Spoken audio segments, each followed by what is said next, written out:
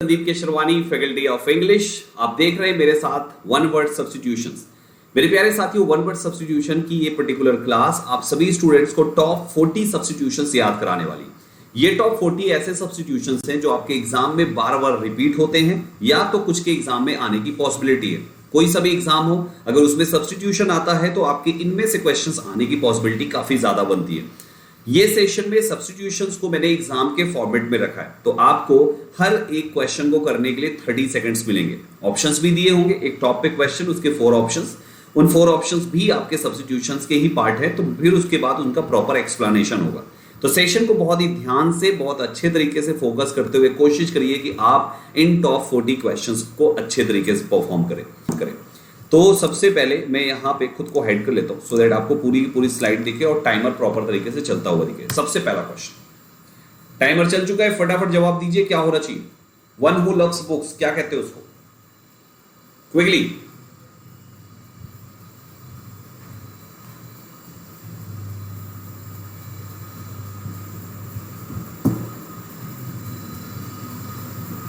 Ten seconds left, quickly.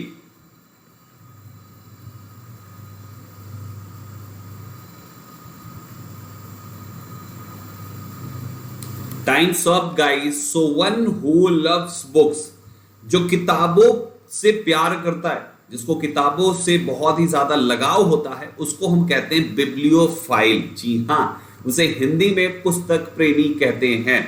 किताबों से प्यार करने वाला, जिसको आप किताबी कीड़ा कहते हैं, उसको हम इंग्लिश में बिब्लियोफाइल और हिंदी में पुस्तक प्रेमी कहते हैं। अब बाकी ऑप्शंस की अगर हम बात करें तो हमारे सामने जो अगला ऑप्शन है, वो अगला ऑप्शन है a short poem or speech addressed to the spectators after the conclusion of a drama, उसे हम कहते हैं एपिलॉग। एपिलॉग मतलब होता है उपसंहार। ये भी आपका इसी सभी के सभी ऑप्शंस भी सब्स्टिट्यूशन का ही पार्ट है। कॉजिंग और एंडिंग इन डेथ, उसे हम फैटल कहते हैं, घातक जिसे आप कहेंगे। और a group of girls, girls के ग्रुप को हम बेवी कहते हैं। बेवी का मतलब हो गया स्त्रियों का दल। तो ये रहे 4 सब्स्टिट्यूशंस जिसको क्वेश्चन के फॉर्मेट में बनाया हमने। कभी एग्जाम में वन हु लव्स बुक्स पूछा जाता है, तो कभी एग्जाम में a short poem of or speech addressed to the spectators after the conclusion of drama पूछा जाएगा। कभी आपको इससे पूछा जाएगा कॉजिंग और एंडिंग इन डेथ, तो कभी पूछा जाएगा अ ग्रुप ऑफ गर्ल्स। तो मेरे प्यारे साथियों, हर एक ऑप्शन को भी अच्छे तरीके से आपको सीखना जानना बहुत जरूरी है। बाय द वे, क्वेश्चन था वन हु लव्स बुक्स, उसका जवाब बिब्लियोफाइल। काफी बच्चों ने दिया, बिल्कुल सही जवाब था, शाबाश। चलिए सेकंड क्वेश्चन की तरफ मूव करते हैं। हियर वी हैव,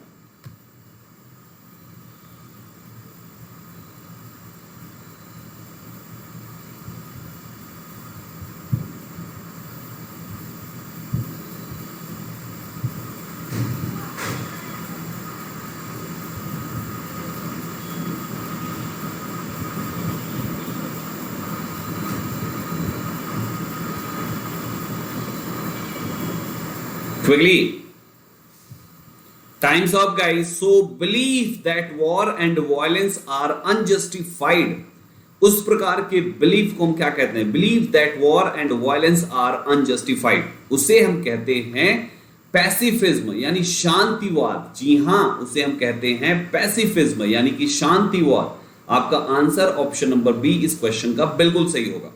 बाकी ऑप्शंस की बात करें तो a wall built to prevent the sea or a river from flooding an area, उसको हम डाइक कहते हैं, तटबंध कहते हैं। तट को बांधने वाला तटबंध, दैट इज डाइक, यानी ये है इसका आंसर।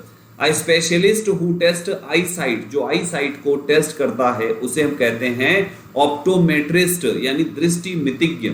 और अंतिम है commerce, this is commencement or adjacent of adjacent words with the same letter, उसे हम कहेंगे alliteration यानी कि अनुप्रास। This is alliteration, alliteration उसको कहते हैं यानी कि अनुप्रास। तो ये हो गए आपके बाकी के ऑप्शंस के लिए सब्स्टिट्यूशंस, और correct answer for the question will be pacifism, जो पैसिफिज्म यानी कि शांतिवाद। बढ़ते हैं क्वेश्चन नंबर 3 की तरफ with 30 second timers and here we have, बहुत ही सिंपल सा है, जवाब दीजिए फटाफट।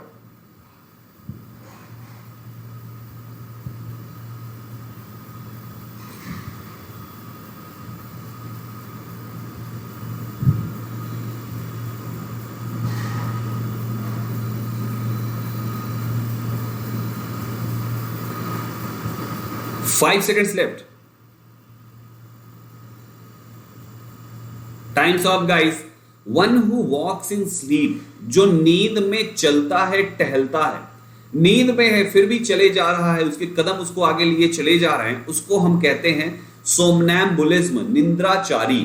One who walks in sleep को हम कहते हैं सोमनैम्बुलिज्म। हालांकि ये सोमना जो वर्ड है ये एक रूट है जिसका मतलब होता है स्लीप। तो अगर आपको ये सोमना पता रहा होगा तो आपको इसमें से फाइंड करना काफी आसान हो गया होगा। बाकी ऑप्शंस की अगर हम बात करें तो CRACY ये भी एक रूट है जो गवर्नमेंट को बताती है, तो ये गवर्नमेंट का रूट हो गया, और सोमना जो वर्ड है ये नींद का रूट हो गया। आइए बाकी ऑप्शंस की बात करें। अ गवर्नमेंट बाय ऑफिशियल्स, उसको हम ब्यूरोक्रेसी कहते हैं, हिंदी में नौकरशाही। Of very bad morals, characterised by debasement और डिजेनरेशन, उसे हम डिप्रेव्ड कहते हैं, चरित्रहीनता। और उसके बाद अगला वर्ड है body of a human being और एनिमल इम्बाउंड फॉर ब्यूरियल, उसे हम ममी कहते हैं, पुराना परिरक्षित शव, जो पुराने समय से काफी टाइम से उस पर कुछ क्रीम व्रीम मरहम वरहम कुछ लगा के उसकी किसी की डेड बॉडी को रखा गया है, वो डेड बॉडी काफी टाइम बाद क्या कहलाती है, ममी कहते हैं, है ना, किसी का भी। तो इस टाइप से हमारा ये हो गए बाकी ऑप्शंस की meaning. And correct answer for one who walks in sleep is somnambulism. जी हाँ, सो ये हो गया क्वेश्चन नंबर थर्ड, यानी कि टोटल 12 सब्स्टिट्यूशंस हो चुके हैं। देखिए नंबर भी यहाँ पे बढ़ रहा है। Now let's have question number 4 जिसमें अगेन 4 सब्स्टिट्यूशंस मिलेंगे। Here we have question number 4 with timer. This is the question.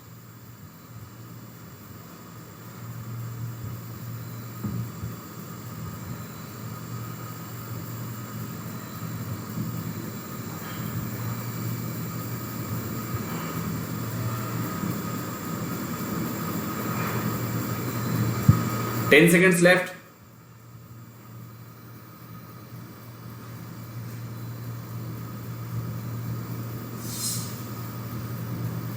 Time's up guys. Something which cannot be believed.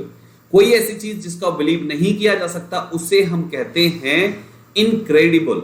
Incredible का मतलब अविश्वसनीय, कि यार बिल्कुल से अविश्वसनीय है, इस पर भरोसा ही नहीं हो पा रहा है, ऐसी बात उसने कह दी, दैट इज इनक्रेडिबल।